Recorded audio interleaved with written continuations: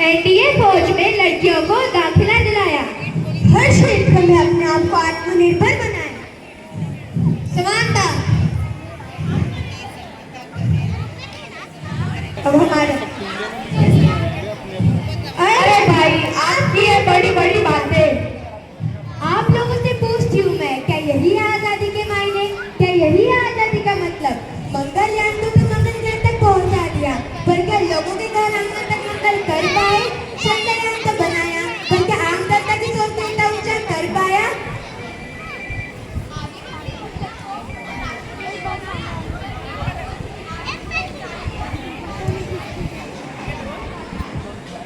आदिवासी महिला को तो राष्ट्रपति बनाया, पर क्या उन 40,000 पीड़ित औरतों को न्याय दिला पाए? एनडीए में लड़कियों को दाखिला तो दिलाया, पर क्या उन छोटे बच्चों को फैक्ट्रियों से निकाल के स्कूल के गेट तक पहुंचा पाए? और स्वतंत्रता की बात करते हो मेरे दोस्त, एक बार फिर सोचो, क्या मनुष्य को दिखाया? तो पेश है आपके सामने आजाद भारत का नुक्कड़ नाटक।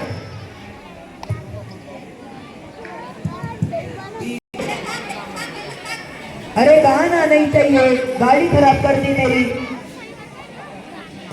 79 सालों में भी हम अमीर गरीब के भेदभाव को खत्म नहीं कर पाए।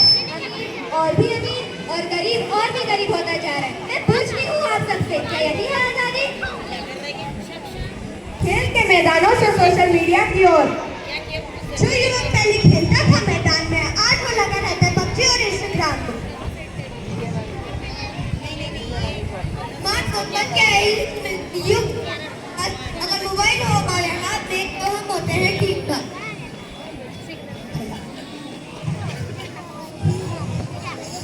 भूख लग रही है, जरा खाना ले आओ। छोड़ ना, उसे कोई और दे देगा खाना। आजा तू मेरे साथ सेल्फी ले। इन बच्चों के हाथ में फोन आ जाए तो लगता है जैसे लकवा मार गया हो। बेटा, तुम तो सुनो बेटा। अरे जाओ दादाजी जाओ। क्या हो गया है आजकल के बच्चों को? अगर ये ऐसे ही खेलेंगे पबजी तो कल जाकर बेचेंगे सब्जी। बेटा, तुम तो सुनो बेटा। अरे तूने सीरीज देखी क्या? अरे उस सीरीज का नाम क्या? चलो देखते उसमें से क्या है। न जाने आजकल के बच्चे किस वेब सीढ़ी की बात कर रहे हैं। हमारे जमाने में तो सांप सीढ़ी हुआ करती थी। बेटा, तुम तो सुनो बेटा। ये थोड़ा उधर हो जाओ। जी, हमें मत परेशान जाओ यार। तो देखा आप लोगों ने क्या हो गया है आजकल की पीढ़ी को? कहाँ गए इनके संस्कार? को भूल से गए हैं ना। पढ़ाई लिखाई में लगता है ध्यान, सोशल मीडिया और इंस्टाग्राम के सामने भूल गए करना सबका सम्मान। अरे वर्मा जी, कैसे हो आप? हम बढ़िया, आप बताइए। क्या ही कर लोगे इतना ओवर टाइम करके? अरे आप तो जानते ही हैं, महंगाई कितनी बढ़ चुकी है।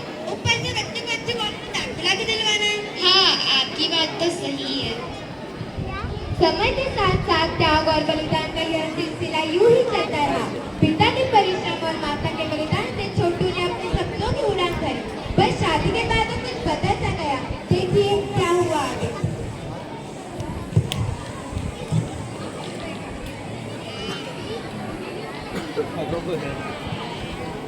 बहू, अरे क्या हो गया? बहू को क्यों परेशान कर रहे हो?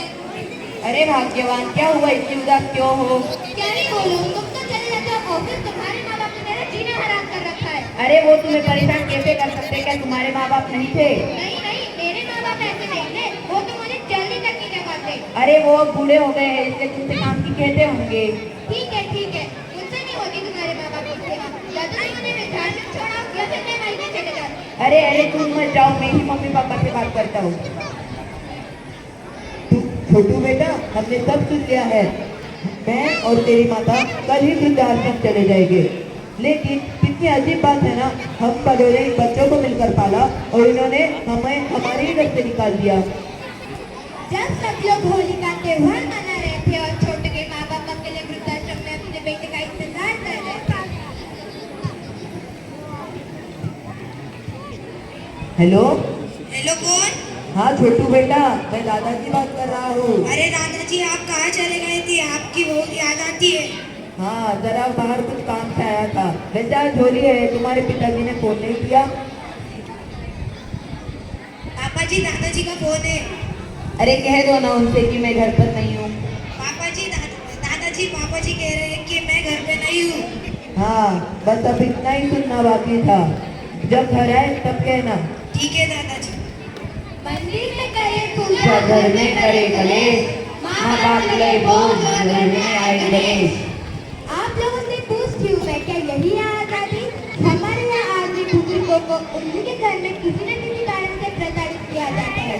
हम देश की आजादी का महापर्व मना रहे हैं, बल्कि हम सच में हर रूप से आजाद हैं। तो आइए स्वतंत्रता दिवस के इस पावन अवसर पर देश को आत्मनिर्भर, सशक्त एवं समृद्ध बनाने का प्रण लेते हैं। माता पिता का पूरा सम्मान करना होगा, भारत का पूरा मान रखना होगा, कर्तव्यों का पूरा पालन करना होगा, संस्कृति का पूरा मान करना होगा, नारी का पूरा सम्मान करना होगा, देश प्रेम को सबसे ऊपर रखना होगा। इसलिए तो हमें कहते हैं सच को उठाएंगे, सच को उठाएंगे, झूठ